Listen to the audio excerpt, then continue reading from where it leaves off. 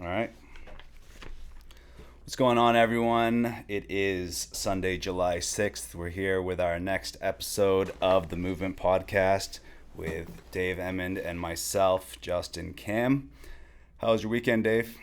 Busy. I've had one baby shower yesterday, another baby shower today. It's the season of the babies, so Yeah. yeah. And I'm feeling pretty sore from my workouts this week. Actually, Oh, yeah. I've upped the volume quite a bit. Nice. I felt a little guilty after our conversation.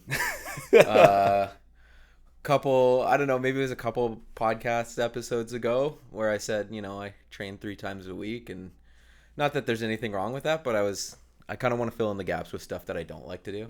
Nice. So I hopped into a workout with Colton and Brooke and did some conditioning. Love that. Yeah, and I'm probably going to do that weekly. Yeah, I don't see you do a lot of conditioning. No, I'd like to lift weights.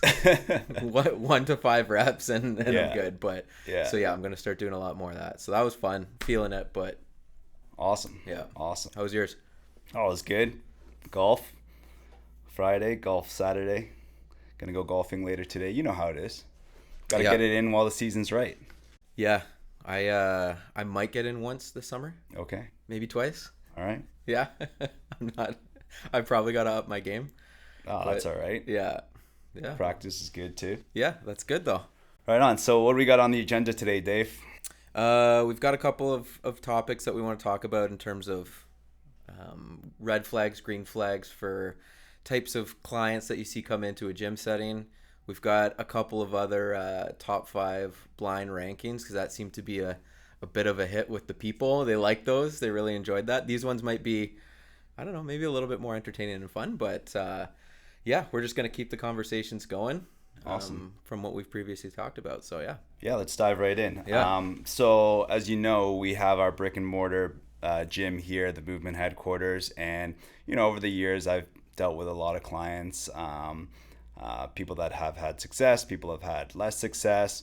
So I thought I'd bring up this topic about green flags and red flags that I see in clients without being too harsh on anyone, Yeah.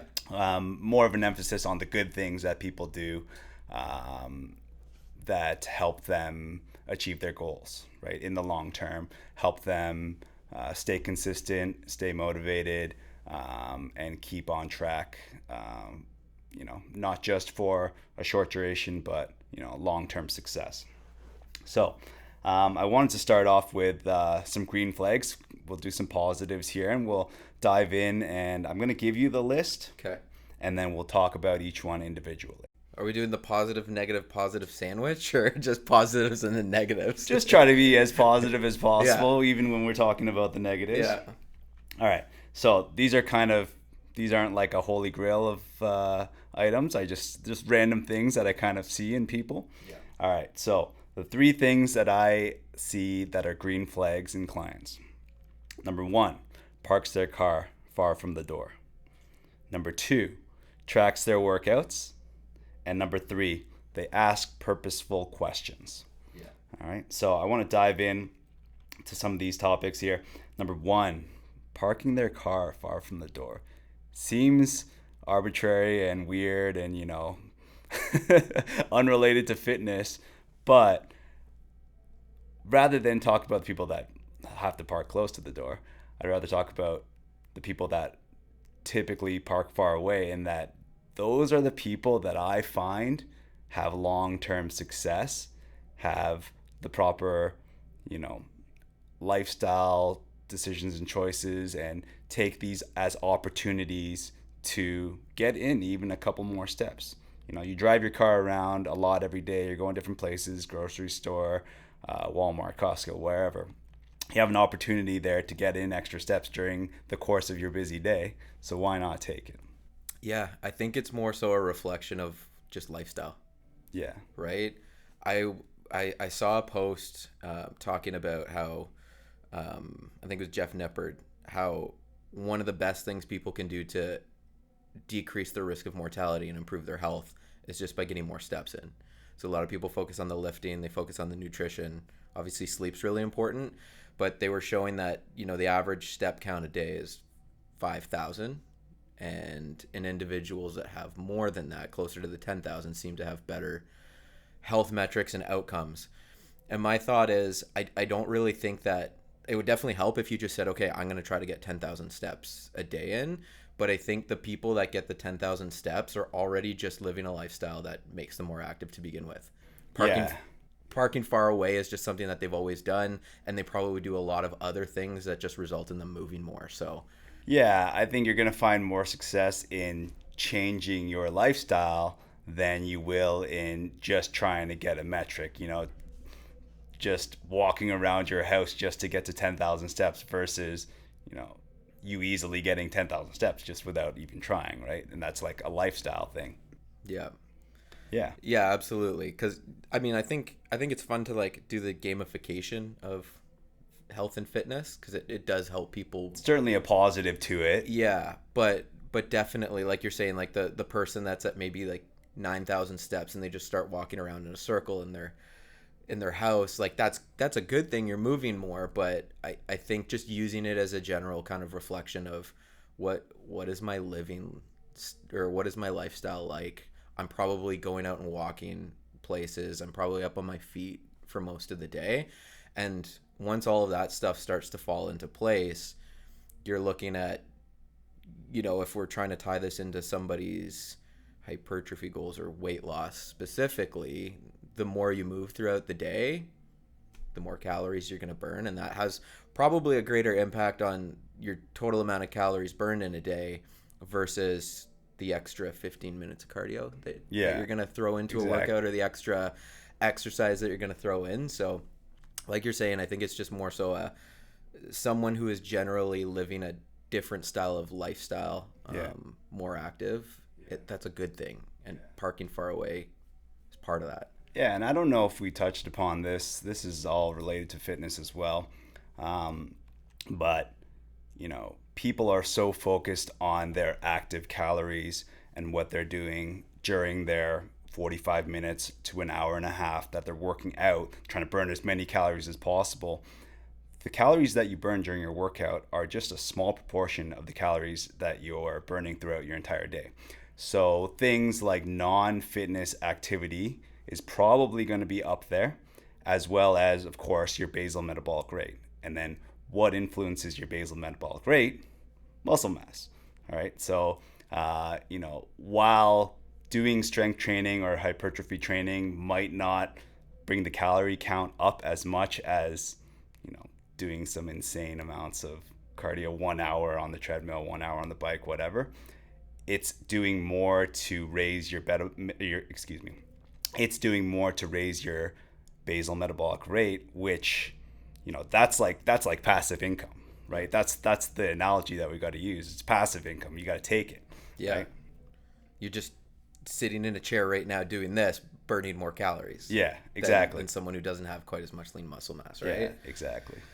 Yeah. And that's a good point. And that's something, because I'm doing the nutrition workshop seminar this week. And I think that's typically a slide when I present it to people that really shocks them, because they're usually thinking, okay, a certain type of exercise training is going to be the thing that brings my calories spent or expended the highest. And it's like maybe 5% of the total calories that you're burning a day, unless you're, I don't know, like some elite athlete or like a CrossFitter who's doing 2 a days or something. Then obviously that increases. But like you're saying, like the non-exercise activity thermogenesis, that's almost double the calories that you burn compared to the exercise that you'll typically do in a day, which is take advantage of those. Take advantage of the low-hanging fruit. Yeah, exactly. Yeah. Exactly. All right, moving on to this list, a little bit more fitness and workout related than the parking far from the door. I like that example, though. That's why I brought it up. Tracking their workouts. Okay, so we all know those people that come in, they turn their brain off, they just want to be told what to do, and that's fine, right? If that is going to help you exercise more than actually, having a game plan, or if you find it overwhelming to have a workout plan and, study it and go into it knowing what you're doing and understanding everything, that's good. That's better than not working out. So let's start by saying that. But I find that people with the most success are people that understand what they're doing, track their workouts, understand that, okay, we did a set of 5 back squats last week. I got up to 250 pounds, right? If I get up there again, I'll be happy. Maybe I'm feeling a little bit better than last time. I get up to 255, 260. I've progressed, I've gotten better. And other things come into play as well. Being self-aware about how you're feeling, right? Okay, I don't feel really good today. I didn't sleep well. I'll be happy if I get to 235, 240 today, because I'll know that that's a good effort that I will have put in, and it's not going to hurt me in the long run, right? So being super aware of what exercises you've done in the past, how much weight you've done, your load, your volume, and tracking all these things. Of course, your coach is there to help you as well when you have no idea. But for example, in the setting of group fitness, right? You're there in a group, right? Your coach can't possibly know what everyone did the last time they worked out, especially because they might not have been your coach the last time, right? So if you're logging, tracking your workouts, and tracking your progress, I find that those people have been, in the long term, the most successful in achieving their fitness goals. Yeah, I mean, I don't know how deep we want to dive into this rabbit hole of tracking, but there's a lot of different good reasons why you would want to do that outside of just having a bigger number, right? Like, I think that can be important for some people because it serves as motivation. Like, yeah, I've just hit a PR at a certain like rep range for an exercise, but if you're consistently just kind of winging it and doing kind of what feels maybe okay, that's probably not even close enough to an intensity that will drive a lot of adaptation in your body. So if you're trying to get stronger, so if you are trying to get your number up, not for bragging rights, but just you want to be stronger, you want to be able to perform your day-to-day stuff a little bit better, if you're just winging it, you might be stuck and plateaued with a certain exercise or at your strength for a really, really long time because you're not actually stimulating your body and putting enough stress on it for it to adapt. So that could be one of the reasons why maybe you're not kind of seeing your goals if you're not tracking. The other side of that is from it's more of like a mental fortitude sort of thing. And I know like Kevin and I had kind of briefly talked about this last week with auto regulation, but if you're not consistently tracking your weight and knowing, okay, what could I maybe do to improve this in my next session, then your brain or your mindset might always be to just kind of stay at that comfort zone. And I don't necessarily think that that's always a good thing across the board for just improving yourself as a person too, right? Like, it's good to kind of stress yourself, even if we're not talking about improving strength or muscle mass or whatever the fitness metrics are, but just to kind of challenge yourself, I think is a good thing. And you might not be able to do that very frequently if you're just guessing.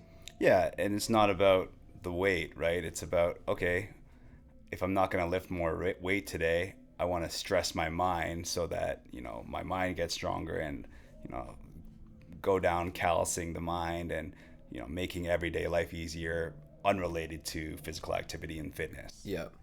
Yeah.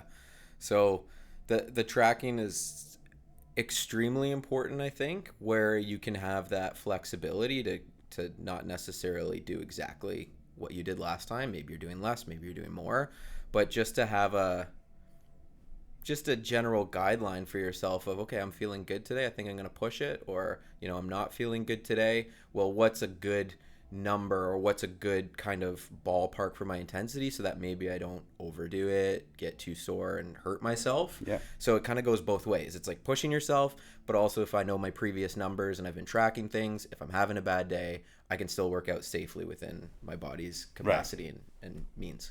Right. Yeah. All right. And then the last green flag that I have on here, it's kind of related to number 2, asking purposeful questions. Okay, so just, again, understanding what you're doing, why you're doing it, not coming in just to be told what to do, right? But becoming almost a student of exercise, right? If we want to learn about it, if we want to grow from it, we need to become a student of it, right? Because we are like the clients, they're coming to see professionals because they're not professionals, right? So what can you learn from these professionals that you can take away for the rest of your life, right? Maybe you won't be here at the gym for your whole life. Maybe life will take you somewhere else. Maybe you will join another gym when life does take you somewhere else, or maybe you won't. But do you have enough that you've taken away from what you've learned and from your time with us or with whatever gym to go about it on your own successfully? And that's my goal as a gym owner, as a trainer. I want to teach you how to fish. I don't want to catch fish for you, right? Of course, we have the clients that are like, no, I don't want to. Just tell me what to do. And, this is also a business. So I'm going to do that for them if that's what they want. But we're just trying to mentor people into, if you want long-term success, these types of things are going to help you get long-term success. Yeah. And just a general trend that I've noted with some of the clients that I've worked with in a different setting is there's the type of person that has been to personal trainers and they just kind of follow along. And then the second that they're removed from that environment and they don't have someone to guide them, everything stops because they haven't been taking it in. They haven't been learning. So now they go on a period of maybe 2 to 3 months. Maybe they went on vacation. Maybe they just took a break from the gym. Nothing happens. And now they want to get back into it and they don't know where to start. They need that guidance and that advice again. And now you're basically starting from scratch every time you kind of step away from it. Yeah. So again, like you said, not that it's the end of the world if you're the type of person that doesn't want to think about this and learn, but to the curious individuals that do want to take stuff away, when you are kind of forced out of that setting or that environment where you have to do a little bit more yourself, you can keep kind of working on yourself and not lose some of the progress that you've made working with someone in the past, right? Yeah, or if you're away for vacation or gone for the summer and you do have access to fitness facilities, you can do it yourself without the environment you're used to. Right? The environment is within you. It's not about what's around you. Right? Cool. This might come across, I don't know if this is a controversial opinion or not, but I feel like from a fitness professional, your job ideally is to teach someone how to do this themselves.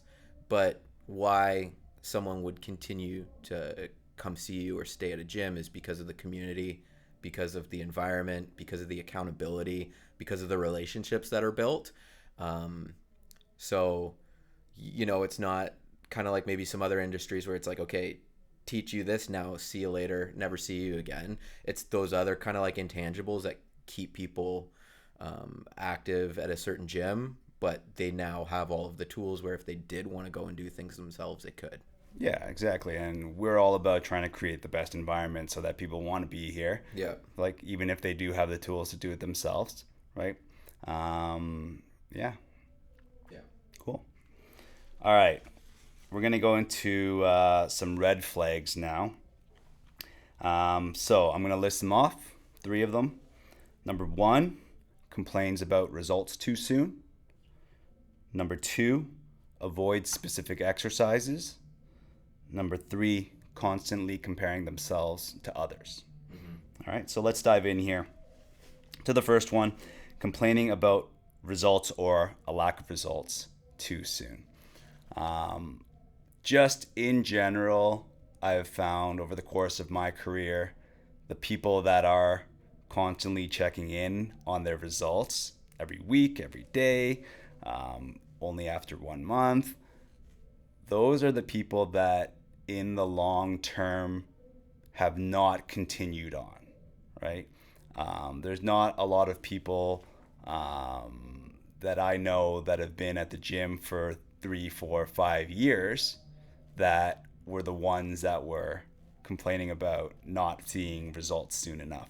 And I can say this confidently because I'm not going to step on any toes because those people aren't here. Right. Right. So Yeah. like everyone that's listening to this and is part of our community knows that, oh, they're one of the people that, looked at the long-term goals and, didn't check in every day on themselves and, bought into the process.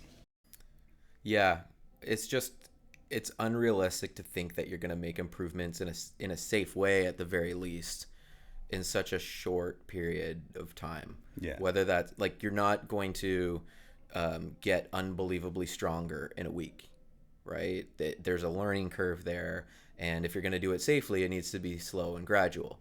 If your goal is to, work on muscle hypertrophy, so like putting on muscle mass, if you want to get a little bit bigger, because I know we talked about the people scared of getting bulky too quickly, and it's not happening. It's impossible. It takes years to even put on like a good chunk of muscle mass. If your goal is weight loss, sure, some people can maybe drop 5 pounds off the scale in a couple of days. That's water weight. That has nothing to do with probably what you're aiming to do, which is potentially lose some body fat, right? All of these fitness related goals that people have are typically going to be very long term. Yeah. Not short term. So if you're, only looking at the result, and I know that this is kind of like cliche, but it's like, look at the process, enjoy the process, because for most fitness and health, it's a lifestyle. You're trying to create a new lifestyle. You're not just trying to get to, okay, I hit my goal, now I'm done. Because what's going to happen, you're just going to go right back to where you were before. So if you can somehow learn to enjoy the process, the exercises that we'll talk about that you don't like, all of those little things, then all of a sudden it just becomes your normal routine. It becomes your normal habits. And now not only can you hit those goals after a period of time, but you can actually sustain them, instead of thinking it's just this chore of, okay, hit the goal, now I'm done, which I have been completely, I've done that before, right? Like that's a lot of people end up falling into those kind of categories. And yeah. I think at a certain point, graduating from training is really when you just do it no matter what. When it doesn't matter if you feel good or bad. If you're going on vacation, you put exercise as part of it. Those are the most highly successful people because it's almost like they're not trying as hard, right? It's just what they do. They wake up, they brush their teeth, they go move, they do some kind of exercise. And it takes a long time to build those habits, right? So the week of, okay, I haven't lost weight, or I haven't put X amount of weight in terms of my strength improvements or whatever, like you're not going to build a habit in a week. Yeah. It takes months, even longer. And it's, again, all these things are so cliche, but they hold so much truth. And it didn't take you a month or 2 months or 3 months to get to the place you are. So it's going to take more than 1, 2, or 3 months to get to the place where you want to go. Yeah. Right. So yeah. Patience. Yeah. Patience, buying into the process, zooming out on your progress, not zooming into your daily wins and losses, but zooming out to your overall wins and losses and trending in the upward direction. Mm-hmm. Cool. All right. Number 2, avoiding specific exercises. Okay. So this could be something that people would be guilty of even if they are successful. Yeah, absolutely. Right? And specifically, I just want to take an opportunity to talk about pull-ups. Yes, of course. That's the big one. Right?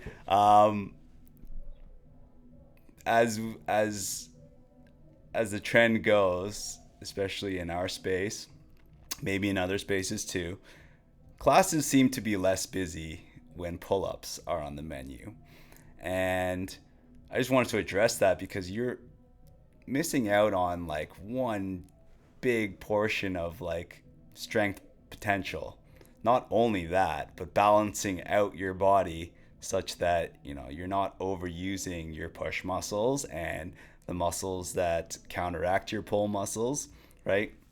And that is typically the day that people miss out on the most. And I want to talk about why. The reason why is because people set the bar at doing a body weight pull-up. And if they can't do that, they feel like they are not good enough, right? And not even thinking about trying to progress and get better so that they can do a pull-up at a body weight, but they just kind of give up and be like, oh, it's not worthwhile doing this with assistance, or it's not worthwhile doing a lat pull down or a band pull down, or having someone support you, or do negatives, or anything that you could do to get better at pull-ups, because it is such a big portion of our compound arsenal of movements. Yeah. Well, if you're just trying to generally be a good mover, you want to hit, I guess, what we would call like these different like movement patterns or something like that, which you can kind of break them down into like horizontal and vertical pushing, horizontal and vertical pulling. You got some of your lower body types of movement patterns. And if you're not doing pull-ups or some variation of that, you're missing on that whole entire category of vertical pulling. Yeah. Right? Which is going to challenge your body in a completely different way than some of the other movements. It's going to build up some of the strength of certain muscles that you maybe wouldn't be able to do with some other movements. And unfortunately, when it comes to vertical pulling, how many exercises are there? Not a lot. Right. Not a lot, unless you're doing lat pull downs, like you said, or maybe a couple of other variations. You can be really creative with it, but kind of pull-ups and pull-up accessories are your options. And if you don't like them and you don't do them, guess what? You're missing out on a whole kind of area of your fitness. Yeah. And, going more into a generalization of gaps in our fitness, maybe it's not pull-ups for some people, maybe it's leg day, maybe it's upper day for others. I know you're a big leg day guy. I'm a big upper day guy. But I don't think either of us are skipping either of the days that we don't like, because, sometimes you like it, sometimes you don't like it. But, those are actually our biggest opportunities to get better. The things we don't like typically is because we're not as good at them, right? So there's going to be a steeper curve of progression on those things. You don't have to do as much to get as much out of it, right? Something that you're awesome at, you're not going to get a lot out of it if you train that again. Like, you're already up towards, the ceiling of what you can do. But it's such a good opportunity to get better when you hammer those things that you're bad at. Yeah, absolutely. And it just goes back to the conversation of patience again. You're not going to train pull-ups for 2 weeks and then all of a sudden be able to do a bodyweight pull-up if that was something that you couldn't do before. But you also have to look at, there's a reason why there's certain exercises that you're really good at. Part of that could just be your genetics and your build and your body anatomy that just makes you a more favorable candidate for a type of movement. But a lot of times, if I'm really good at deadlifts, it's because I train them a lot. Yeah.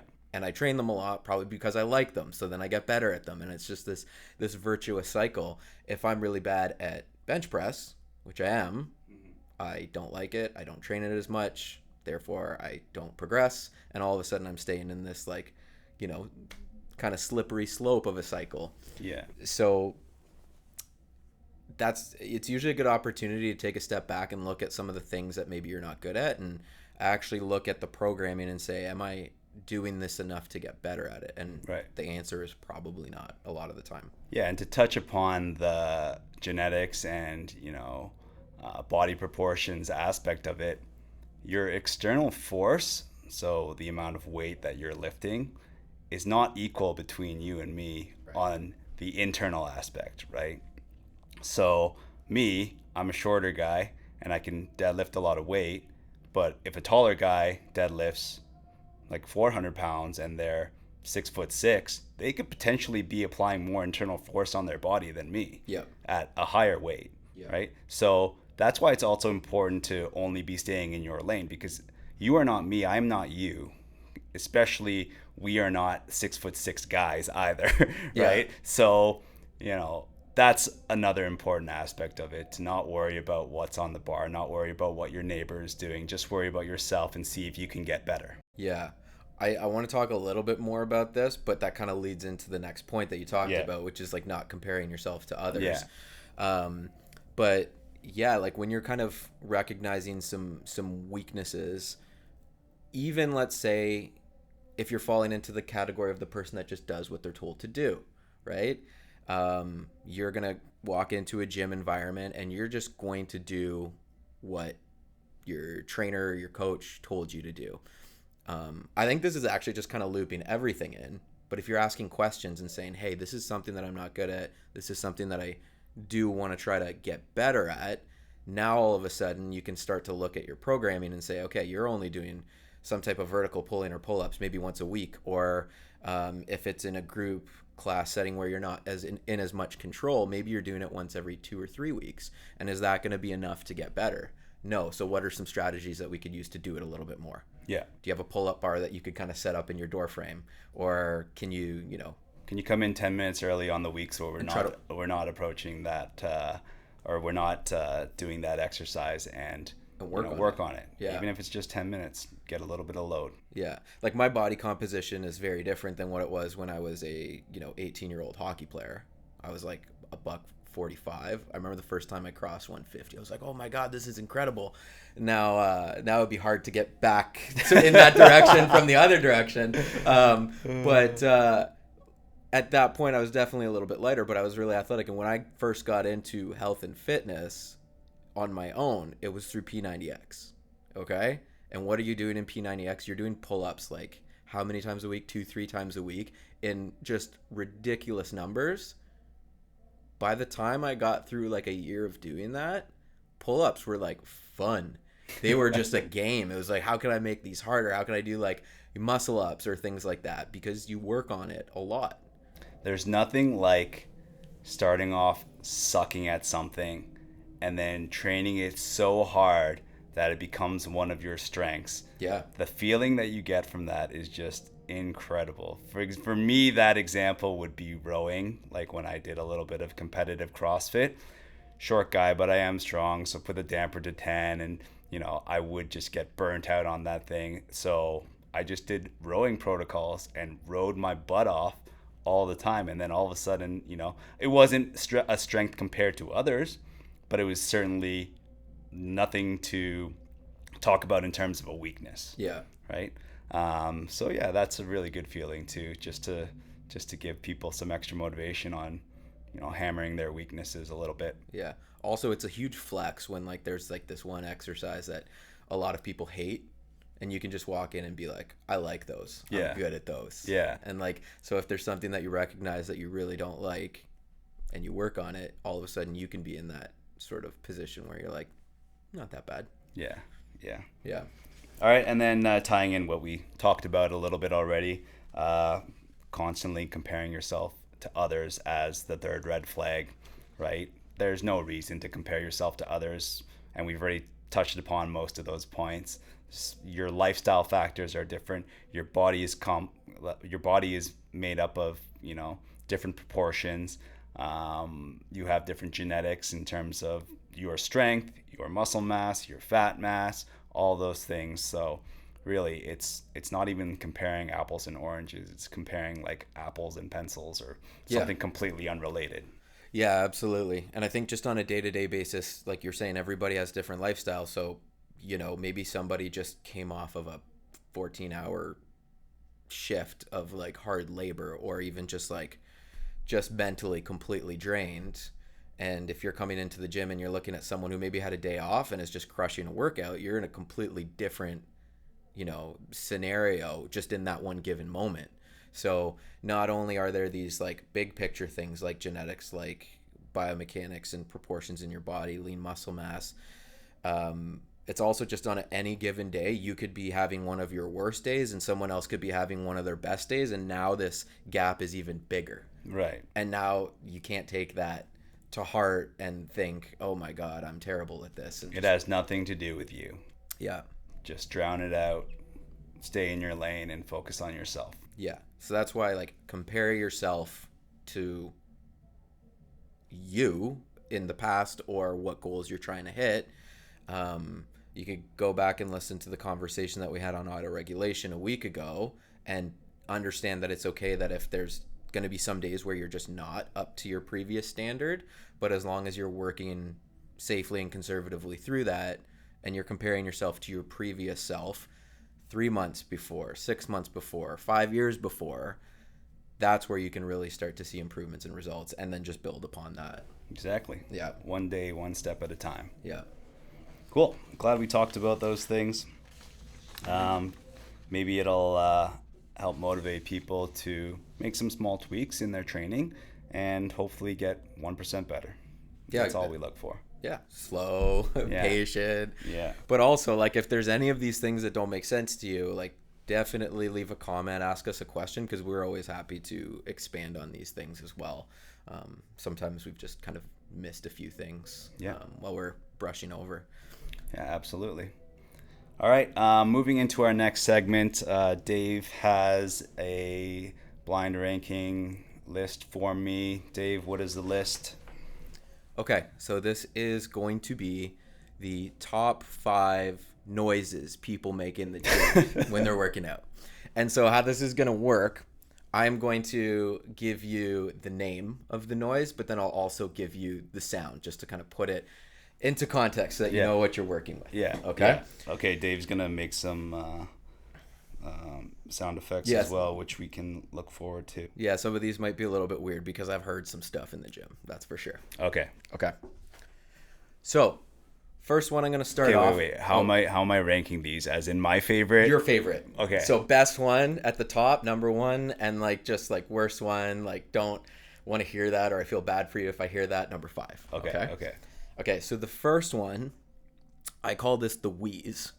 And you're probably going to see or hear this when someone's doing some like crazy Metcon or conditioning. So they're absolutely gassed and it's just kind of like a or whatever, like just big exhale. You can tell that they're struggling, right? Like just not having a good time. Where would you rank that from 1 to 5? Oh, I love that. That's number 1. Okay. I know that they're working hard. So they're going through some pain, some good positive pain. Oh, some stress. Yeah, there you go. Hopefully not pain. Hopefully they stop if they feel pain. But some mental challenges. Okay. Which is just making them so much better, so much stronger. Okay, so we got the wheeze at number 1. I wasn't expecting that. Well. Okay, that's good though. I like it. Okay, number 2, or the second one, just the grunt.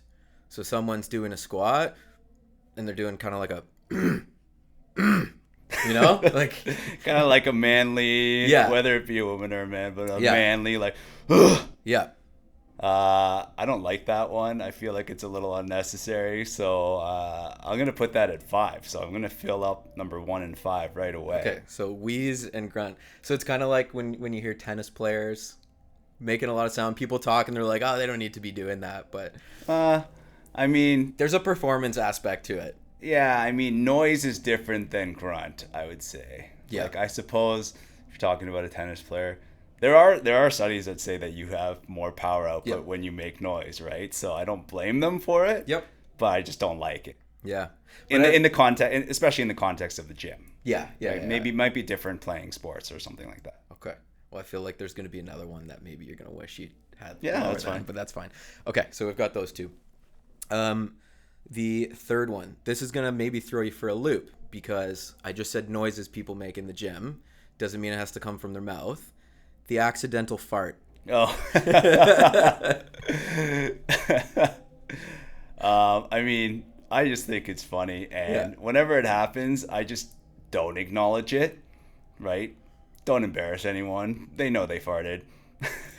So I'm going to put that at 3. I'm pretty neutral about it. Yeah. It's not like something that you were intentionally trying to do.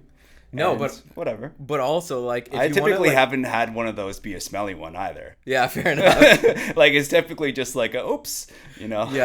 Yeah, but just to kind of flip that from a positive, if you're farting while you're exercising, it means that you're actually creating like a good amount of tension and intra-abdominal pressure. Yeah. So it means you're actually doing things right. And it just, you kind of push something out. Yeah. So instead of out this way with a grunt, it's just out the other way. So I haven't really done, I feel like I have done it maybe like once or twice in my life, but like it's definitely not a regular occurrence for me. Yeah. What about you? No. No? I can't. I honestly can't think of a time that I've done that before. Yeah. I think there's people that do it a little bit more regularly, and it's fine. You know, you're doing the right thing. Okay, so accidental fart at 3. So we got 2 and 4 that are open. Yeah.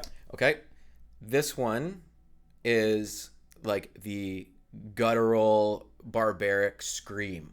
So someone's like, ah, at the very top of like maybe like a 1 RM or something like that. That's not fair. That's too related to grunt. But yeah, obviously I'm going to put that at 4. And obviously if it was an ideal list, 4 and 5 would be switched. But hey, this is blind rankings for a reason. Yeah.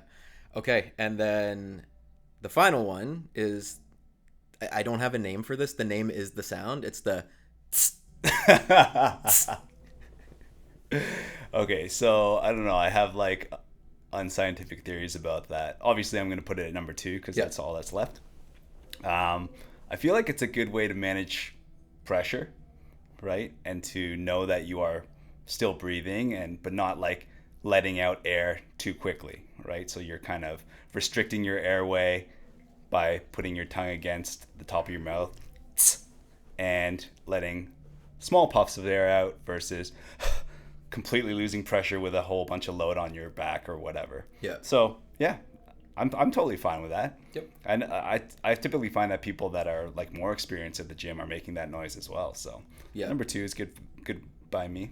I would agree. I think like actually from a scientific perspective, if you're really kind of taking that big deep dive in, I think that's S tier. That's at the very top almost. Outside for me, I think like the barbaric yell is almost like in line with just hitting like a new PR and it feels good. So from like that perspective, I think that's good. But no, it's a good sound. Yeah, I think you're right. I have let out a barbaric yell, and it's typically from a PR. Yeah, so it's like more a of once like in a lifetime or whatever, something that's just like so emotionally, such an emotional high. Just, yeah, exactly. Yeah, so there we go. That's Justin's top 5 noises that he hears people make in the gym. Awesome. Yeah. So I'm going to move on to my top 5 list for Dave. Okay, so we're going to blind rank these 5 accessory exercises. So when I say accessory, just typically not one of your main compound lifts. And when I say that, what are your main compound lifts? Yeah. All right. So the first one on the list, Nordic hamstring curls. Okay, so 1 being your favorite, most useful, etc. I'm going to try to go a little bit conservative on this one and give it maybe a 4. Okay. We can talk about let's talk about these. This is a little bit more technical than the noises, so yeah, because there's definitely going to be some value from this. Yeah. Do you want to talk about them after or now? Yeah, we'll talk about them after. Okay. All right. The second on the list, barbell hip thrusts. I might actually consider that a compound movement, but if we're talking about in the realm of accessories, 1. Okay.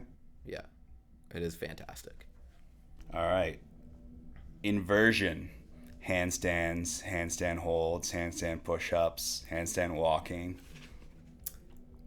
So I'm going to rank this at a 5, only because of like crossover and applicability, but we'll get into that after. Yeah. Okay. Horizontal displacement, sled push, sled drag, anything with a sled. It could be upper body too. I'll give that a 2. 2? Yeah. Okay. Yeah, sled pushes, that type of stuff.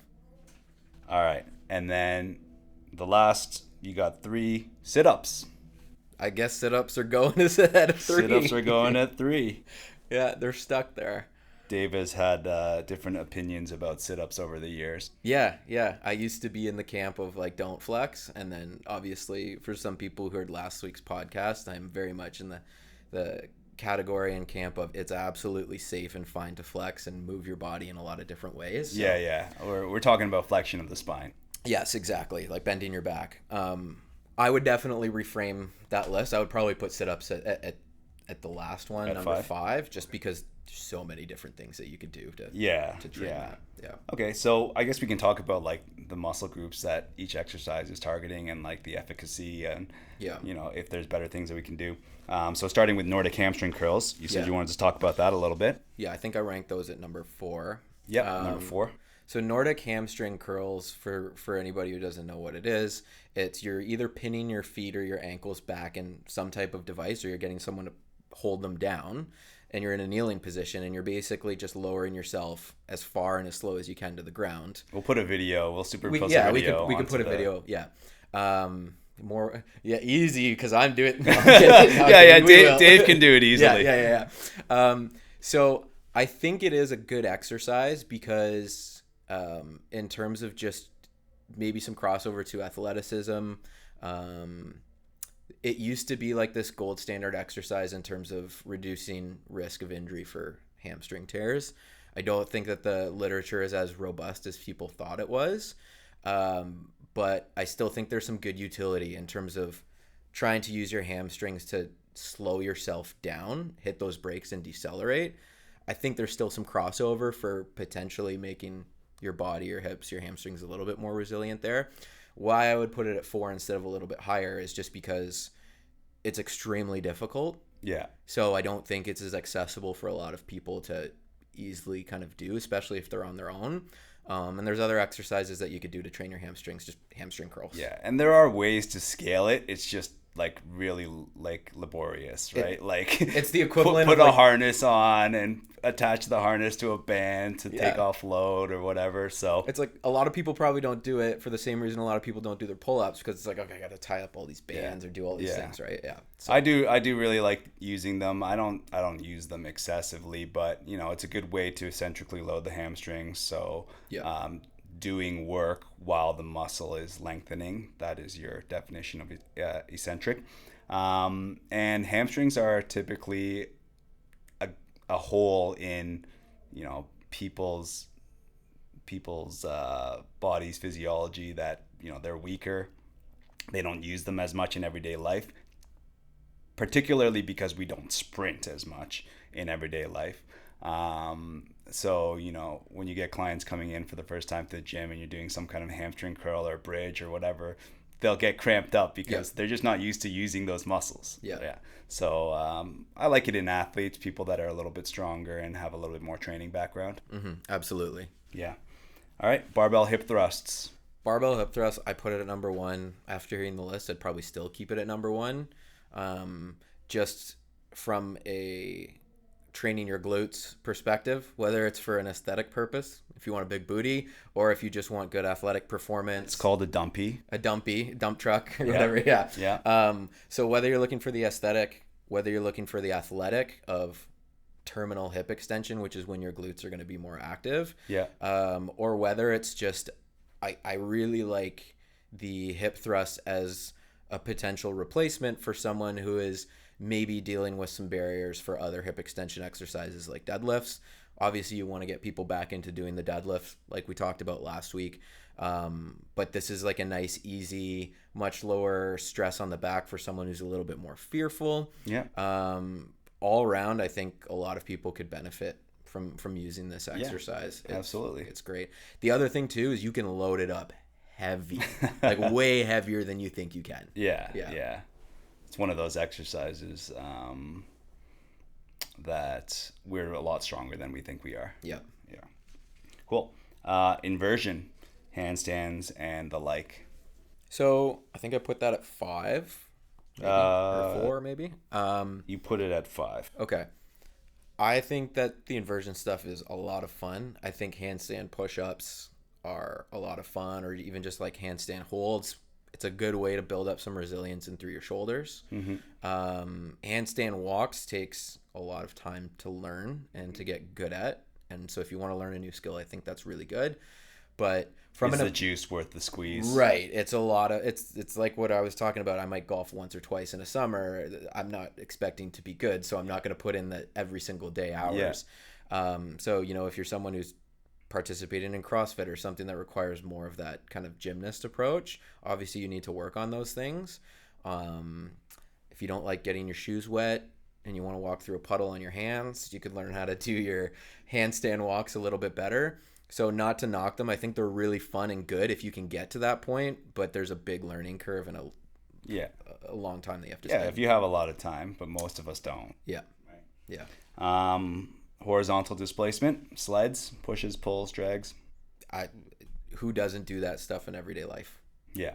You're pushing things, you're pulling things all the time, whether you're doing yard work, whether you're an athlete, it doesn't really matter. I think that is probably one of the more applicable movements from this list of from gym to day-to-day stuff. To real life. And it's kind of categorized with carries too. I guess carries would be kind of a horizontal displacement as well, and it's something that you do the most. Yeah.